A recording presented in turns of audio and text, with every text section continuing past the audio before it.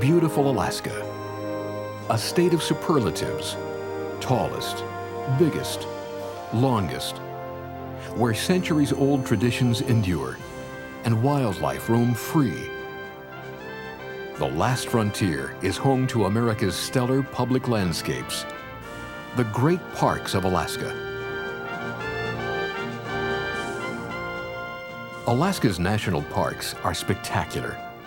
The natural wonders found in the parks are extraordinary and rival those found anywhere in the world.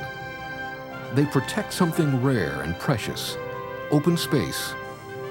In most of the United States, national parks are islands of nature in a sea of development. In Alaska, national parks are the wildest areas of a still wild land, a reminder that just a few centuries ago, the entire nation was wilderness.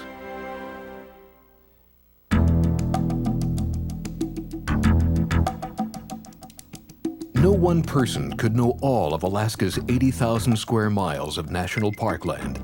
Man is dwarfed here.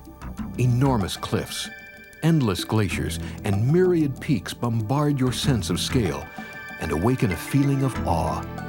Here are some of the world's last great wild places, and its immenseness is hard to comprehend.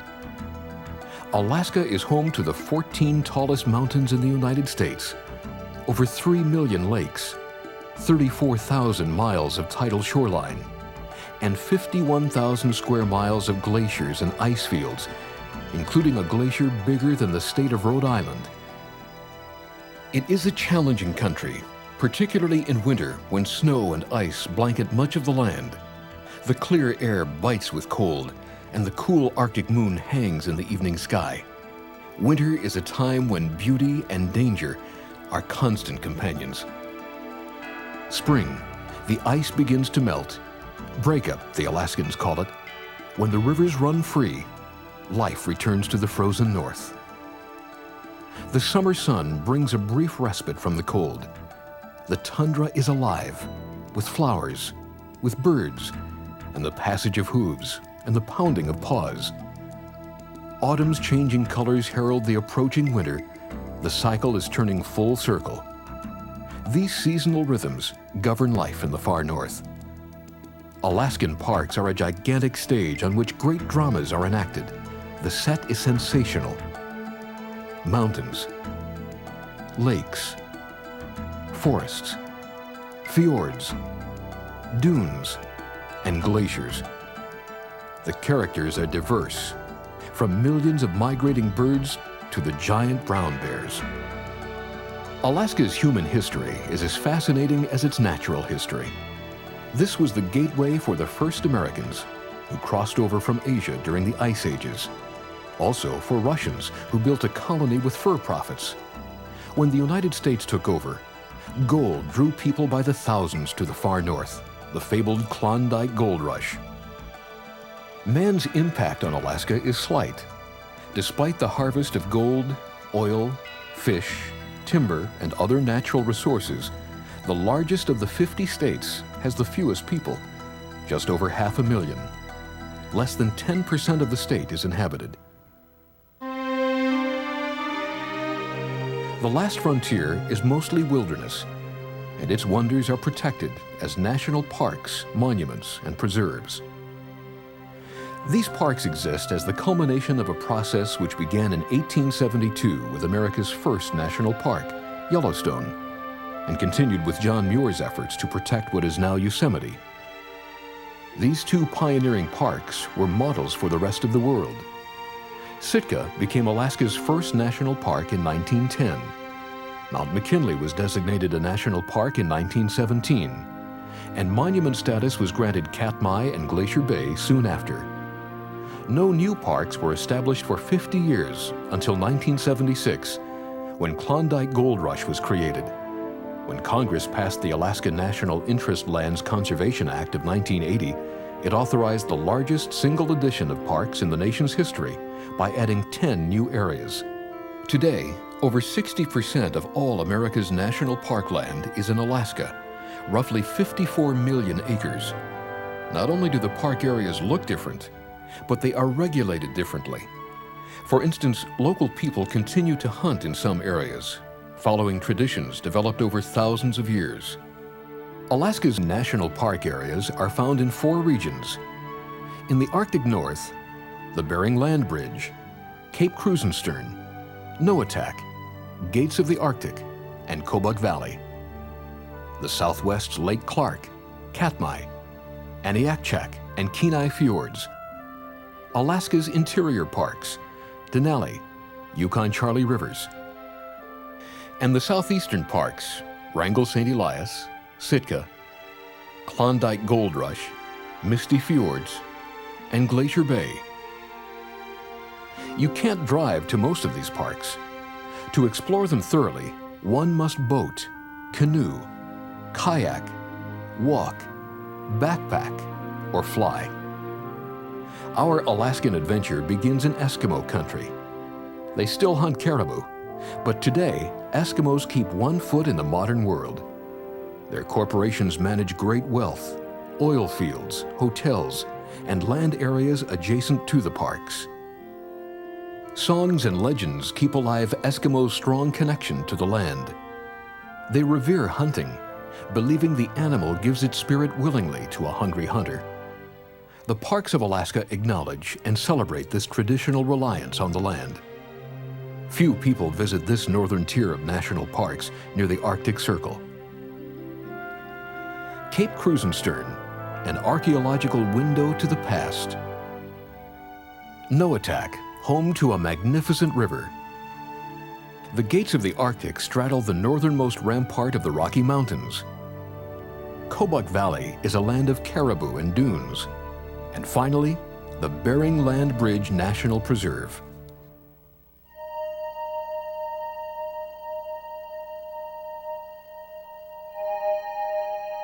There once was an ancient pathway that joined Asia and North America. Over 13,000 years ago, ocean levels dropped, exposing the floor of the Bering Sea. From Siberia, it was an 80-mile walk to this point. Today, the bridge is 200 feet under the lapping waves of the sea. During the Ice Ages, much of the world's water was locked up in glaciers, vast ice fields. Parts of Alaska and North America were repeatedly covered in ice, over a mile deep in places. However, this land was ice-free, looking much as it does today. Across this broad plain, estimated to be 900 miles wide, came wildlife, caribou, muskox, mammoth, immigrants from Asia. People came too, following the herds. They hunted for meat and fur. Descendants of the first Americans spread out across North America, becoming the buffalo hunters of the plains, the cliff dwellers of the Southwest, and the pyramid builders of Mexico, eventually reaching the farthest tip of South America. Some stayed here. Their dwellings dot the coastline. Eskimos from neighboring villages hunt and fish in and around the preserve, a reminder that Alaskan parks are different. This corner of Alaska remains a gateway to Asia for migrating birds. Today, the land bridge lies beneath the Chukchi Sea and the Bering Sea, but this international park celebrates that ancient link to Asia. North, across the Kotzebue Sound from the Bering Land Bridge, is the gravel beachscape of Cape Krusenstern National Monument. These ancient beaches record 5,000 years of marine and mammal hunting by Eskimo peoples. Even today, Eskimos live on the land. They hunt and fish for survival, using techniques passed down through the centuries.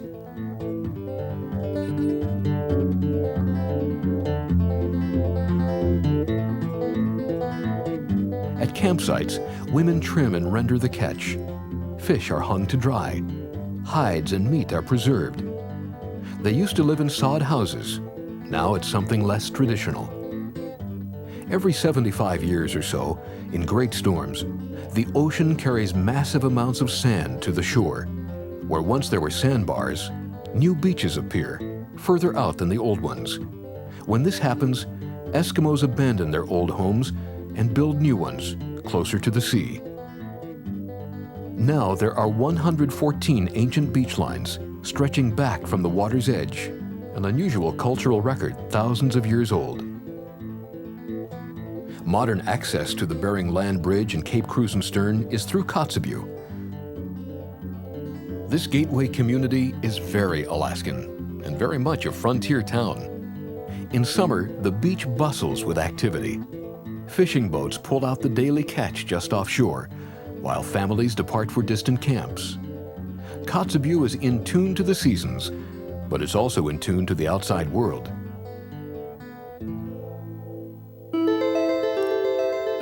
To the northeast is Noatak National Preserve, protecting the largest untouched river basin in the United States. Mountains huddle around the Noatak River, a natural highway for plants and animals, as well as wilderness travelers. Rafters of the Noatak ride in the wake of the first Arctic explorers. No dams block its waters. No towns or villages abut its banks. It is a rare, unaltered river system. The gentle Noatak River meanders 210 miles through a broad valley. This wild preserve is especially magnificent because it's unpolluted and pristine. Here, the tundra supports a thin veneer of life. Low-growing plants include fireweed, moss, and lichen. The caribou trudge across the tundra in relentless motion, as they have for eons. Unlike the rest of the deer family, antlers adorn male and female caribou. The nomads of the north range over 140,000 square miles, including 3 parks. The herd is North America's largest, at times numbering over 200,000. They have adapted to the extreme cold. Their hollow hair traps air and is excellent insulation. Their principal predator, other than man, is the wolf. Wolves hunt by stealth and ambush, and sometimes by relay, always looking for the weak and the sick to attack.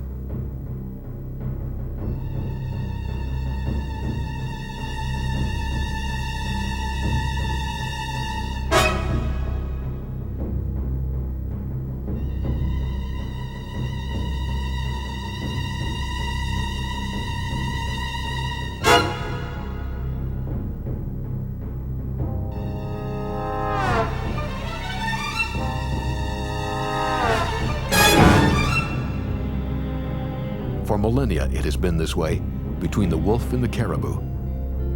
During the summer, endless sunlight is a striking feature of this northern land. The sun makes a dramatic dip toward the horizon, but doesn't touch. 24 hours of sunlight fuel the growth of the plants during the long days. East of Noatak, the gates of the Arctic National Park and Preserve is entirely north of the Arctic Circle. Here, at the untamed heart of the Brooks Range, northernmost extension of the Rocky Mountains, is the ultimate wilderness. Until recently, this was unknown to outsiders. So remote, it is nearly untouched. A land of pristine lakes and wild rivers. Spectacular peaks stand sentinel over this precious wild. Glacial carving has sculpted these granite cliffs and domes. Athabascan and Inupiat people gave these places names, but on modern maps, there are nameless valleys, nameless rivers, and nameless peaks. Robert Marshall, a founder of the American Wilderness System, brought these lands to public attention and pushed for their protection. He coined the name Gates of the Arctic. Now, their vastness ensures that future generations can discover the land for themselves. Summer is a brief splash of activity. It is so short that almost all the plants are perennial, and they hug the ground for warmth. Close to the ground, the temperature can be 40 degrees higher than the air temperature, a climate in the miniature. Birds from Europe, South America, Asia, and tropic islands gather here to breed and to feed on the outpouring of life.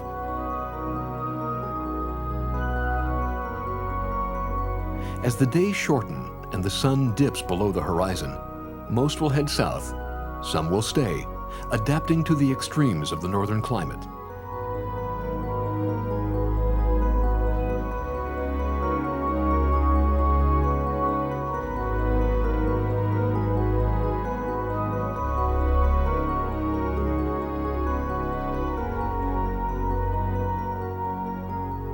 As the leaves change into fall colors, the ptarmigan changes as well. Summer camouflage starts to turn white. They seek refuge from a passing storm. Snow falls any month of the year. The ptarmigan survives the long, fierce winter foraging, while others sleep under the snowy blanket.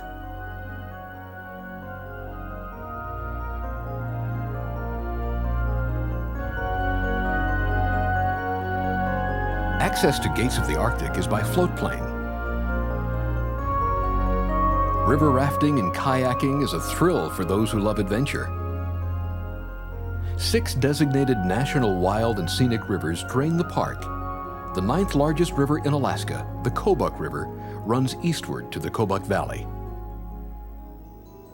The dry, cold climate of the Kobuk Valley National Park approximates the Ice Age, supporting a flora much like the Bering Land Bridge 10,000 years ago.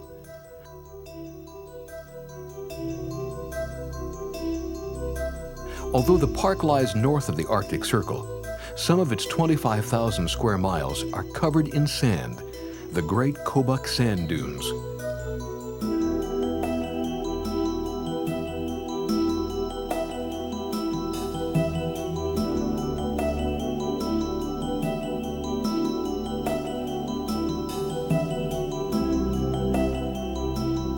"25 square kilometers of shifting dunes, where summer temperatures can exceed 100 degrees Fahrenheit.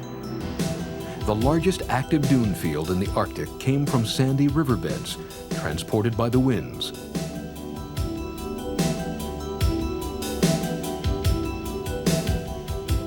In September, ice clings to the banks of the Kobuk. Soon, the river will be frozen solid. Caribou head south by the thousands.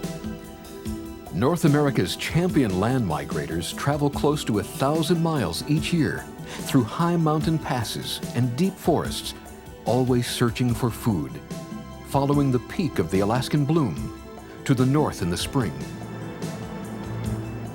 and returning south of the Kobuk for winter.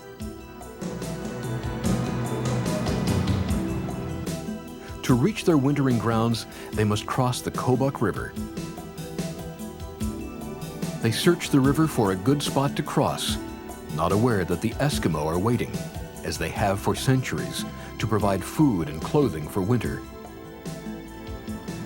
Hunting is a traditional way of life in the Kobuk Valley. Subsistence hunting is allowed inside national park preserves. Once they enter the water, the caribou are vulnerable.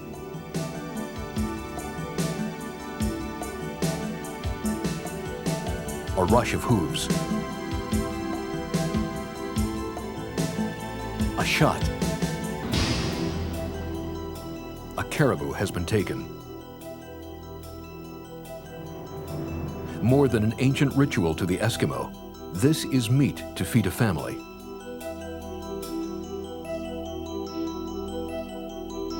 Alaska's northernmost parks hug the Arctic Circle, preserving ancient traditions and an ancient land.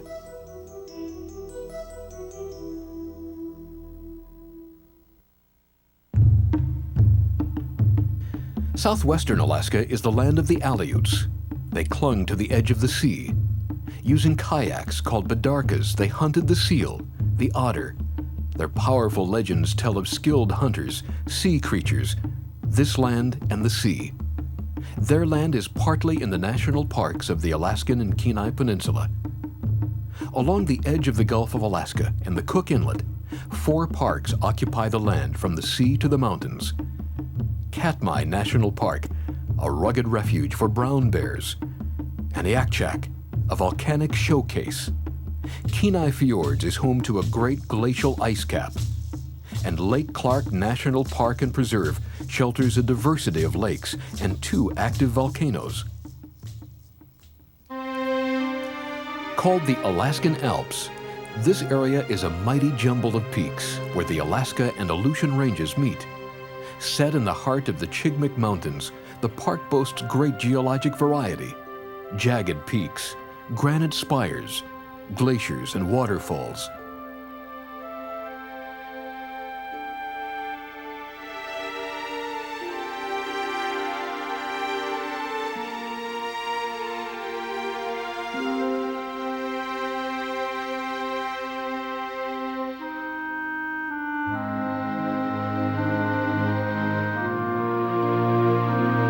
50-mile-long Lake Clark is a dazzling centerpiece to this array of scenery.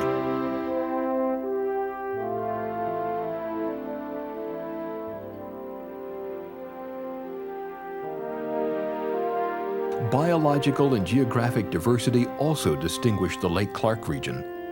Here are areas similar to Alaska's North Slope, while along the coast, the landscape bears a resemblance to the Alaskan Panhandle.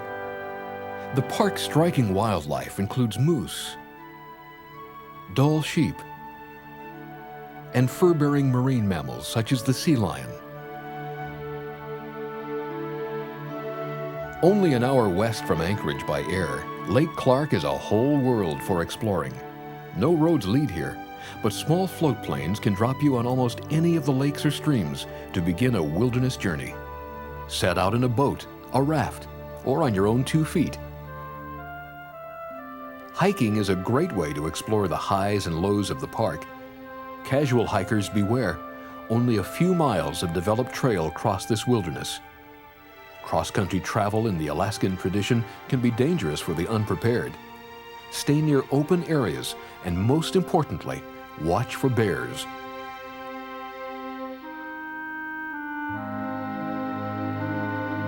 Young bears are born during the winter hibernation. Helpless at first, they grow rapidly. Following their mother, they learn the art of survival during the Alaskan summer. In October or November, after the hills have turned red, the bears will hibernate. The rivers flash red during the legendary sockeye salmon runs.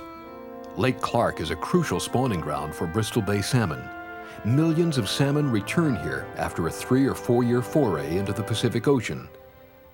While not the biggest or most remote Alaskan park, Lake Clark combines all of the classical natural elements of Alaska.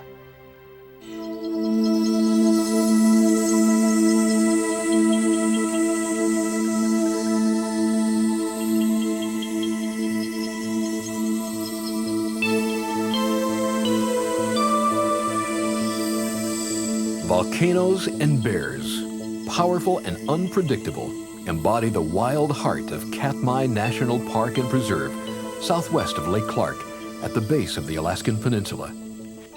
15 active volcanoes are a reminder of how violent the Earth can be.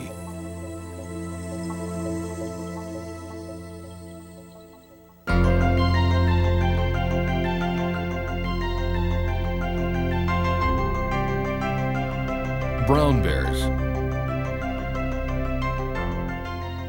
Over 2,000 live here, the largest population of protected brown bears in North America. Pristine rivers with legendary runs of salmon lure fishermen like these. But not one wants to fish more than this bear. Bears in the park have the right of way, by law and by might.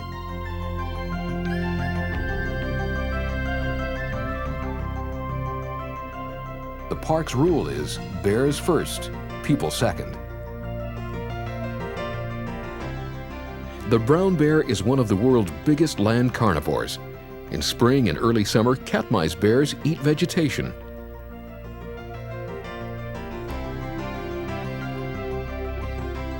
They crave protein. Coastal bears will even dig for clams, or scoop up spawned-out fish. Small, but a treat while awaiting the summer and fall salmon runs. Nothing beats fishing at Katmai's Brooks Falls. They have different techniques. Wait patiently.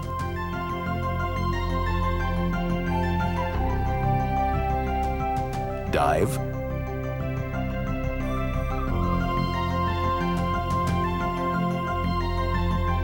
Or just be at the right place at the right time.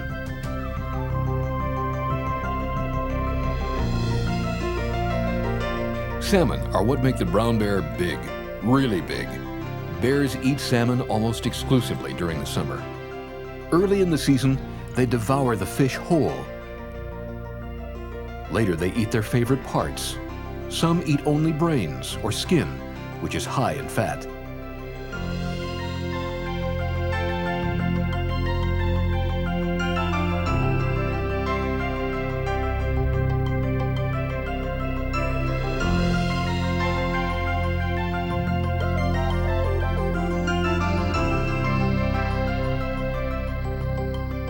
The viewing platform at Brooks Falls offers great views of this wildlife spectacle. A careful system of rules and regulations limits human-bear confrontation. Unequaled in the United States, Alaska's streams and lakes draw adventurous anglers from around the world. The serenity of the fishing streams belies the nature of the park's origins. The heart of the park blew up in June 1912, one of the most violent volcanic eruptions ever recorded. In minutes, the landscape was devastated. Ash filled the air. Acid rain burned clothing right off the lines hundreds of miles away. Global temperatures cooled. Mount Katmai collapsed as a vent called Nova Rupta blew out 30 times more ash than the 1980 Mount St. Helens eruption. In places, the ash was 700 feet thick. In 1936, Father Bernard Hubbard, an intrepid geologist, led an expedition to the still-smoking valley. National Geographic had named it the Valley of 10,000 Smokes.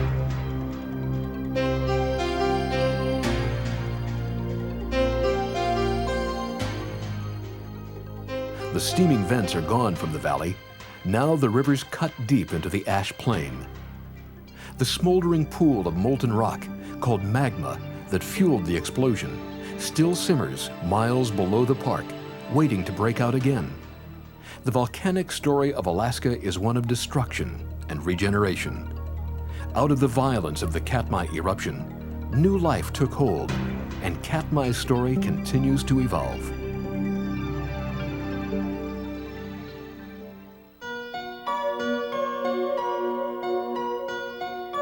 Alaska is a land of volcanoes. It sits squarely in the middle of the long Pacific Rim of Fire, the chain of volcanoes that extends from South America, up North America to Alaska, and then down the east coast of Asia to New Zealand. This is the most volcanically active area in the world, and scientists are studying intensely the natural phenomena associated with volcanoes. At Aniakchak National Monument, they are probing the surface to understand volcanic events going back thousands of years. They are not the first scientists to study the area. In the 1930s, Father Bernard Hubbard made a series of intrepid visits, including one just after a 1931 eruption. Flying through the caldera, which is 6 miles wide and 2,000 feet deep, imparts a feeling for its immense size. At one time, it was probably filled with a lake, much like Crater Lake in Oregon. Other than scientists, few risk the violent storms and hardship to explore the raw beauty of Aniakchak caldera. Due south of Anchorage on the Kenai Peninsula is a landscape in the making, Kenai Fjords National Park.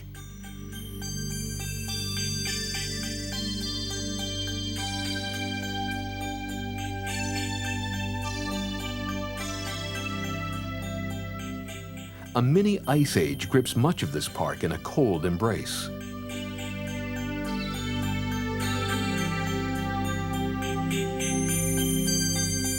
The smallest of the 8 Alaskan national parks, with one of the biggest ice caps in the nation.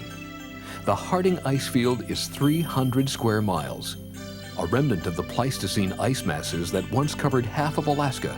Approximately 400 inches of annual snowfall feed the more than 30 glaciers that flow out of it. They slide and carve, shaping the landscape.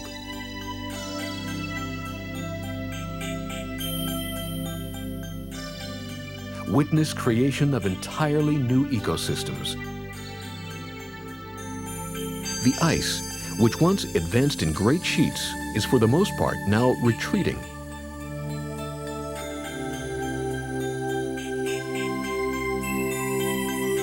The land left behind is a barren canvas on which nature creates a new masterpiece.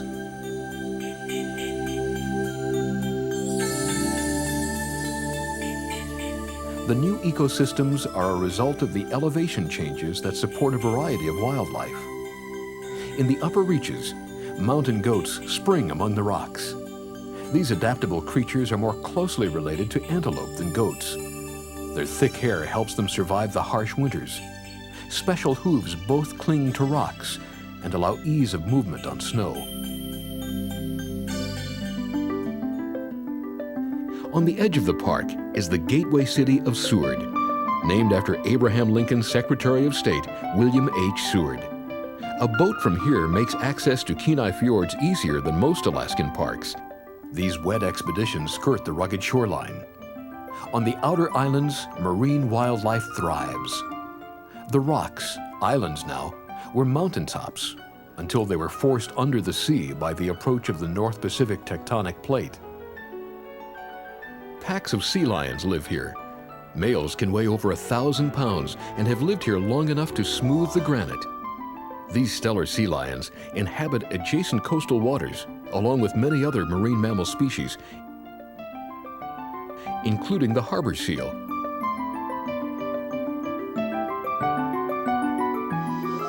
Exploring the fjords, the boats can ease up to the face of a tidewater glacier, but not too close. In the icy waters, humpback whales cavort.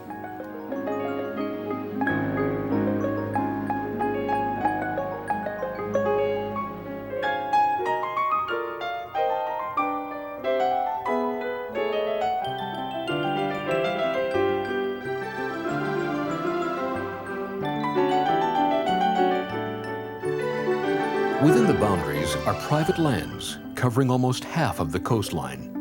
Native Americans fished these waters and hunted the wildlife for centuries. Now their corporations own land here. The national parks foster new relationships between the people and their resources.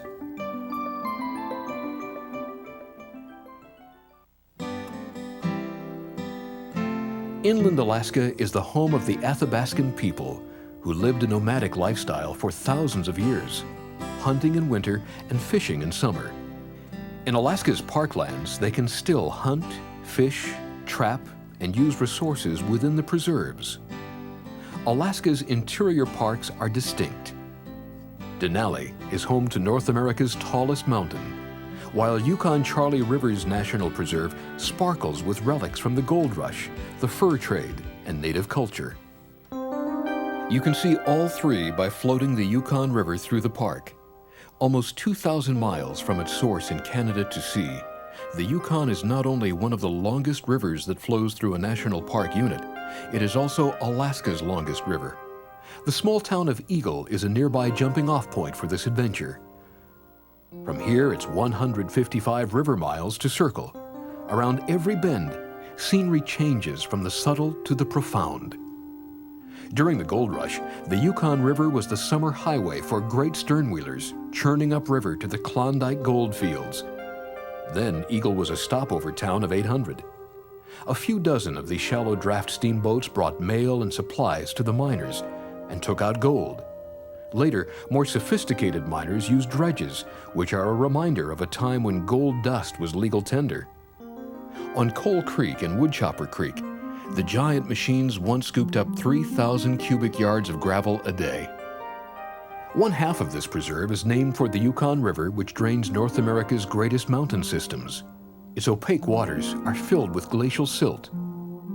The preserve's other river, the Charlie, is a tributary and is designated a National Wild and Scenic River. It runs clear and cold.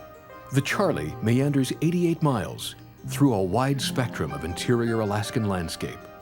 The roar of the gold rush is gone, but fishing, fur trapping, and hunting, the other historic industries of Yukon-Charlie, are still allowed.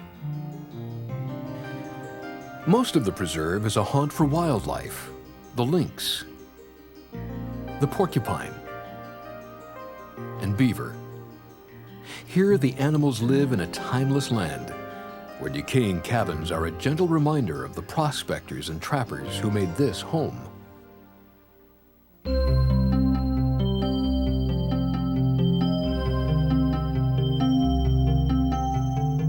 Mount McKinley rises 20,320 feet above sea level, almost in the geographic center of Alaska. It is North America's highest mountain, centerpiece of the glacier-strewn Alaska Range. McKinley shares Denali National Park with barren ground caribou, grizzly bears, wolves, and moose, an Alaskan menagerie. Denali is a complete ecosystem. This park is renowned for outstanding wildlife viewing on the 85-mile-long road that cuts through the Alaskan wilderness to Wonder Lake. Since 1972, a shuttle bus system runs people in and out, giving the animals breathing room. Another benefit, a busload of eyes makes spotting animals much easier. Grizzly bear are commonly seen. To live here, wildlife must adapt to the extreme winter temperatures. So summer is a frenzy of eating, building reserves of fat in preparation for the cold months. The pika's shrill whistle rings across the mountain valleys. This small critter harvests grass and plants, collecting piles to dry in the sun. During winter, the little hay bales are food. Moose love the lower areas of the park. In the spring, they feed on the first bloom. Later, they wade into ponds, searching for succulent water plants. Fall is a time of jousting among the males.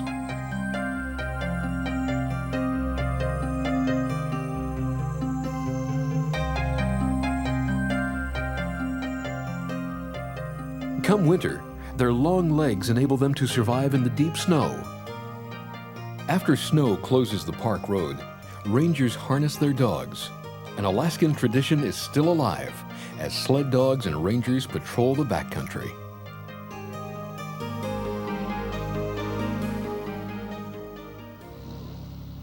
The airport at the town of Talkeetna, outside of the park, is the gateway for climbers attempting Mount McKinley. During the busy summer, the airport pulses with engine noise. The Bush Pilot is an Alaskan folk hero. A small plane offers grand views of the immense park. A gigantic jumble of peaks, unnamed spires jut around the horizon. This is the northern extension of the Rocky Mountains, backbone of North America. Planes deposit climbers on Ruth Glacier, miles from the summit. There is a dispute over who first climbed the mountain. The most intriguing story is about the Sourdough Expedition, which used dog sleds to struggle high on the mountain. They then carried a pole to the summit, at least what they thought was the summit. It was actually the North Peak, a few hundred feet lower than the South Peak. Historians give credit to 4 men led by Archdeacon Hudson Stuck in 1913. Since then, thousands have made the dangerous climb. In summer, the polar winds blow cold, and in winter, even colder, minus 180 degrees Fahrenheit. It is always a hazardous ascent. Mount McKinley reigns supreme over a magnificent national park, Denali.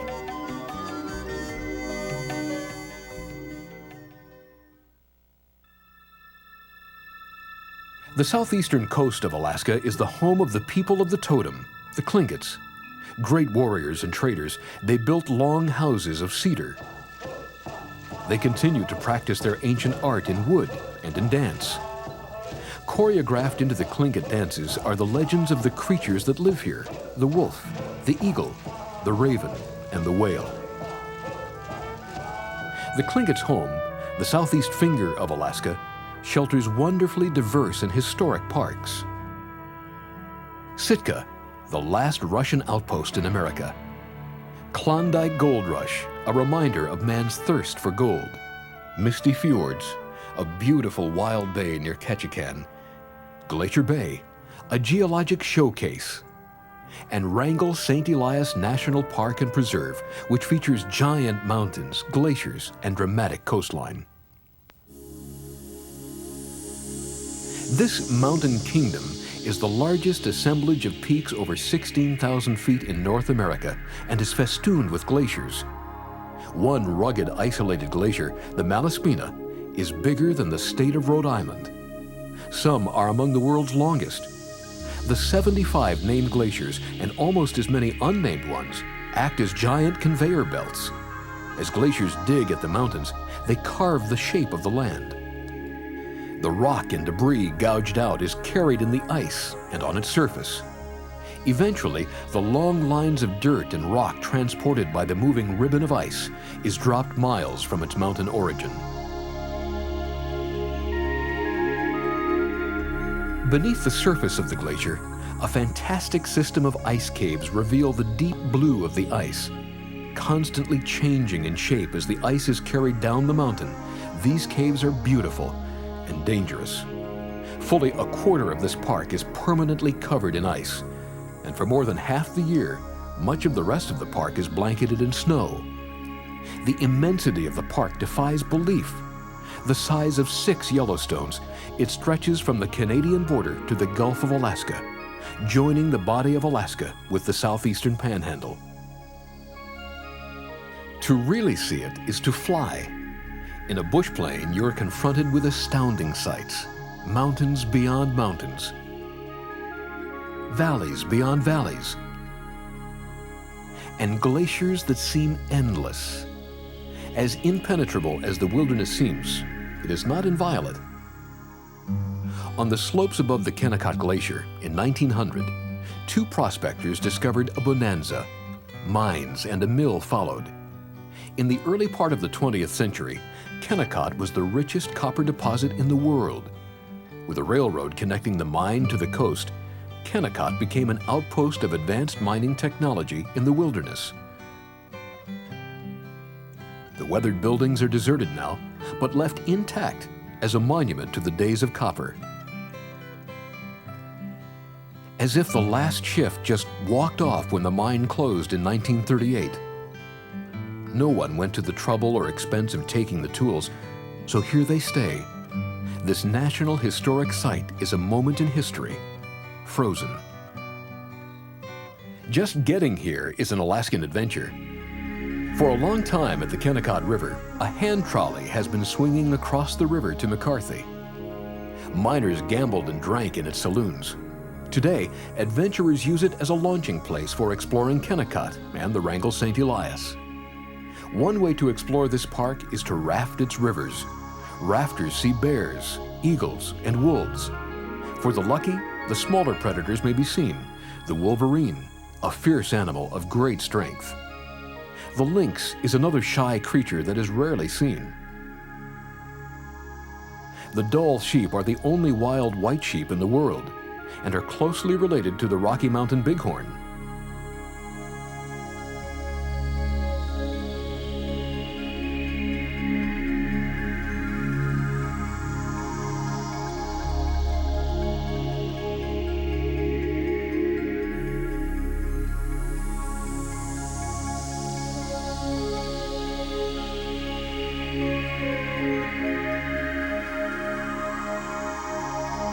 Wrangell St. Elias is home to one of the largest concentrations of Dall sheep in North America. So outstanding is the wildness of Wrangell St. Elias and adjacent parks in Alaska and Canada that the whole area has been designated a World Heritage Site by the United Nations. Now entire ecosystems are protected within its boundaries.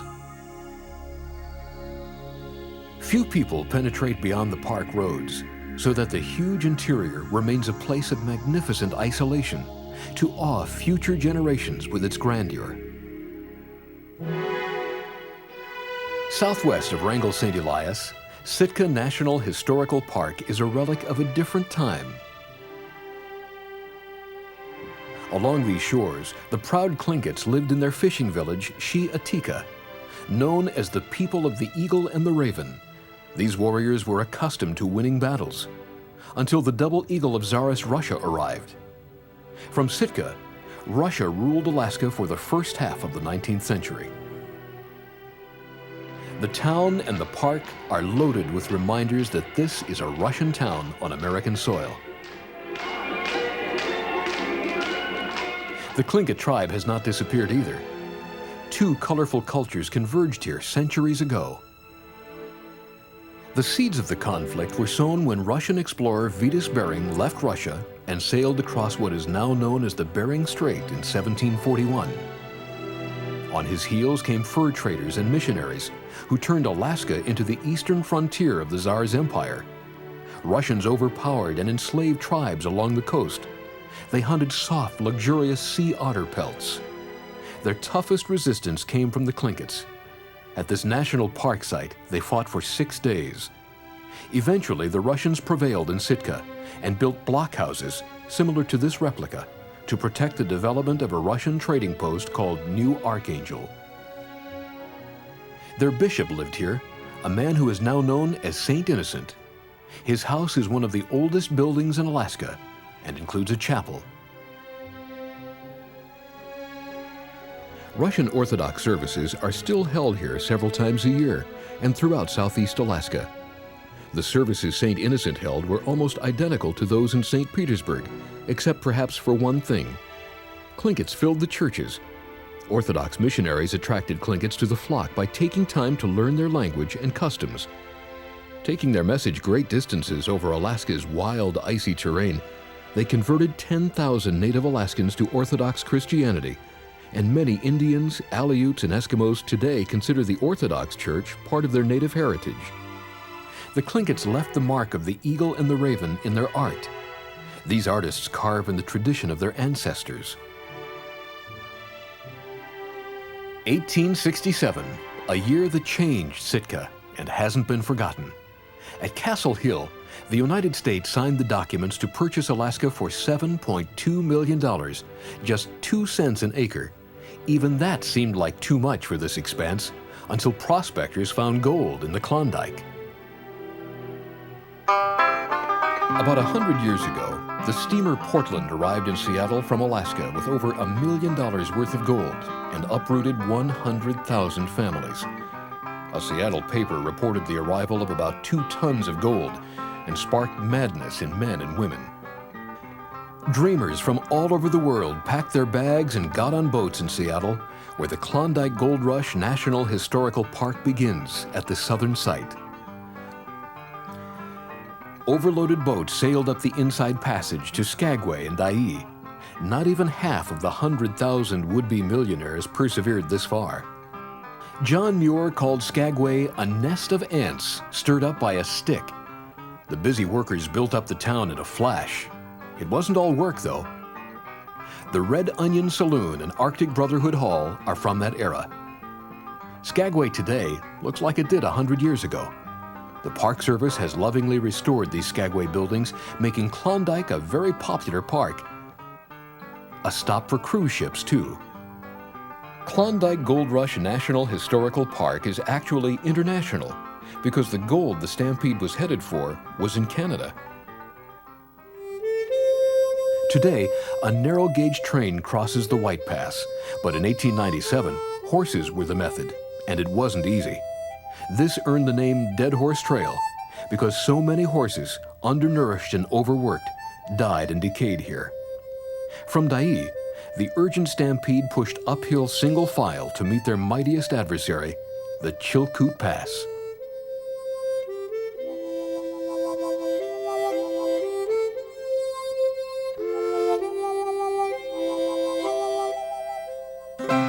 This trail, part of which is in the historical park, tests modern hikers who have lighter loads, better equipment, and good summer weather.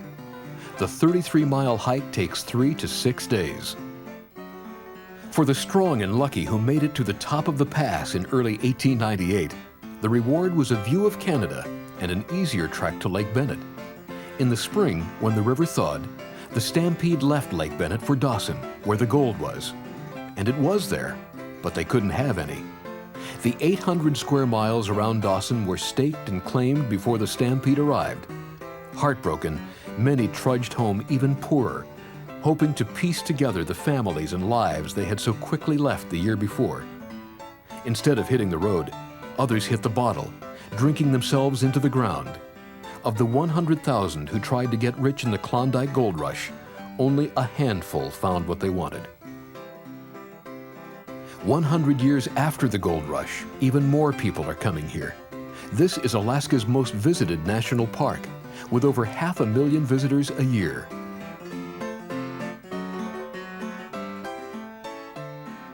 The great natural heritage of Alaska is found not only in national parklands, but also in national forests. Misty Fjords, a beautiful wilderness near Ketchikan, is a perfect fjordal system. No roads mark this Forest Service National Monument. Only planes or boats penetrate its recesses. Sheer rock walls, sculpted by glaciers, rise from 1,000 feet beneath the water's surface and soar 3,000 feet into a realm of mists and sky. Falls cascade into the sea.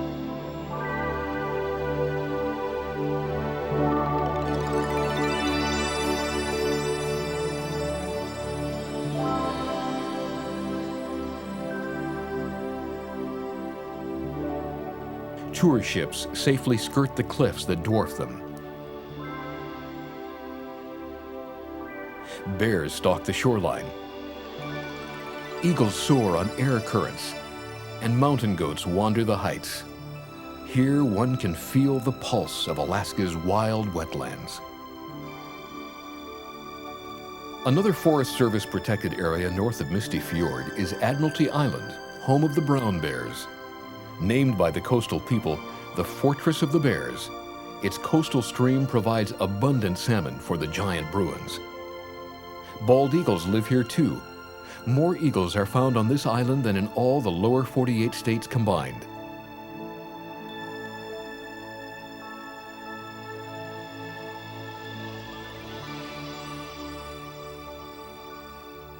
East of Admiralty Island is Tracy Arm, and one of the most accessible tidewater glaciers in Alaska. This wilderness is administered by the Forest Service so that the forces of nature operate freely. Tracy Arm is close to a mile wide in many places, with almost vertical cliffs rising from the sea. Abundant rainfall, as much as 200 inches a year, feeds the waterfalls and cascades. In the distant past, giant glaciers carved this gorgeous fjord. Today, a boat journey of almost 30 miles up the Tracy Arm leads to South Seward Glacier. The face of the glacier touches the sea, giving meaning to the term tidewater glacier. Ice broken from the glacier floats in the water. A frigid home to harbor seals who can be seen birthing, nursing, and just resting. Tour boats maneuver carefully so as not to disturb these marine mammals. The boats make daily runs to Tracy Arm from Juneau. Alaska's capital and mecca for cruise ships, Juneau is host to one of Alaska's and the world's most accessible glaciers. Called the Drive-Up Glacier for its proximity to the road, the Mendenhall is the mover and shaper of the valley ecosystem. An aerial survey reveals its source, the massive Juneau ice field, 1,500 square miles in size, almost as big as the state of Rhode Island. Over 100 feet of snow falls each year. In places, the ice is over a mile deep. One of 30 glaciers originating in the ice field, the Mendenhall's ice flows 12 miles downhill to its current terminus, a journey that takes about 80 years. During that time span, the mile-wide Mendenhall Glacier has been slowly shortening or retreating up the valley. The process is slow in the human time frame, but its effect is dynamic. The glacier transforms the climate, vegetation, and appearance of the valley. Barren land left by retreating ice becomes a stage for the dramatic process of succession. Beginning with mosses and lichens, a variety of plants will each take center stage until a climax forest of hemlock and spruce covers the area, each stage being home to different birds and animals. When the glacier returns, as it has many times, it will override the vegetation and transform the valley once again.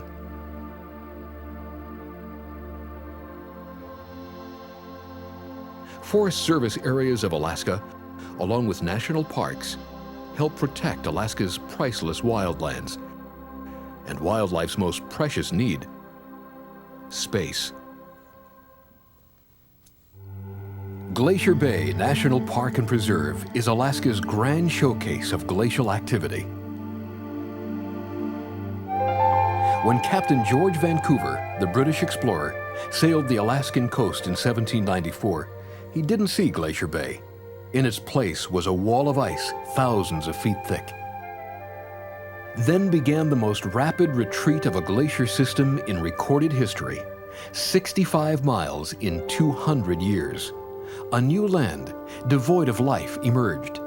The Tlinkits call it Sedaka Day, meaning the bay in place of the glacier.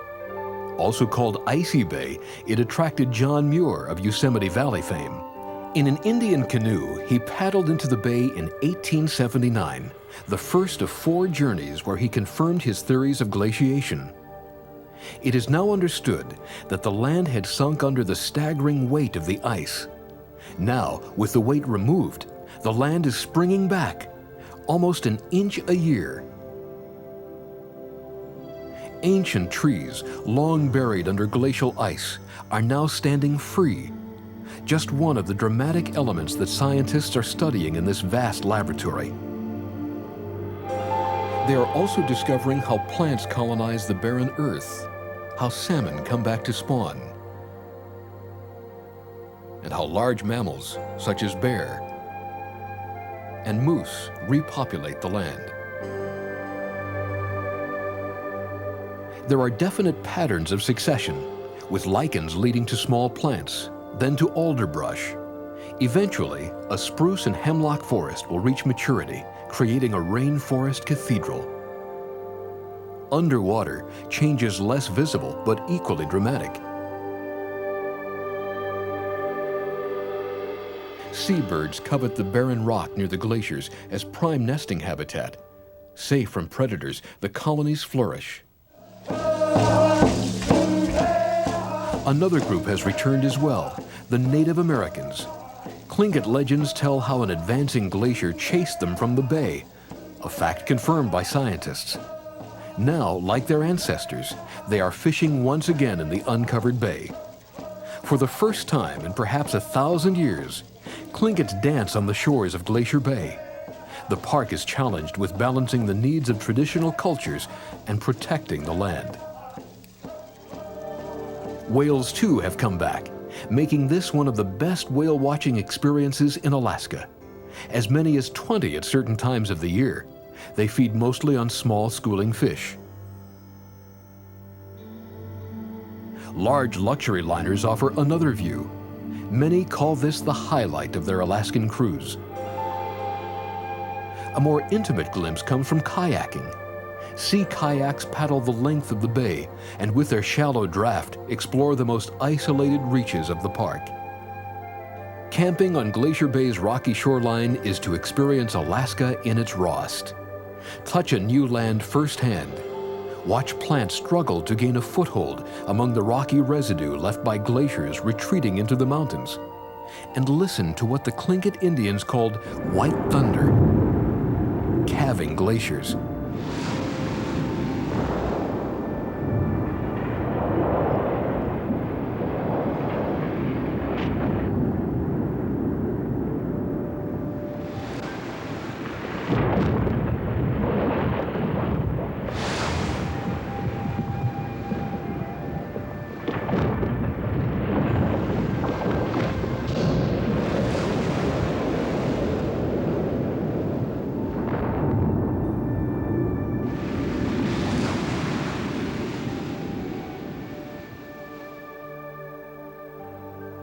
By geologic terms, today's glacial retreat may be followed by a glacial advance, as it has many times in the great fjord called Glacier Bay.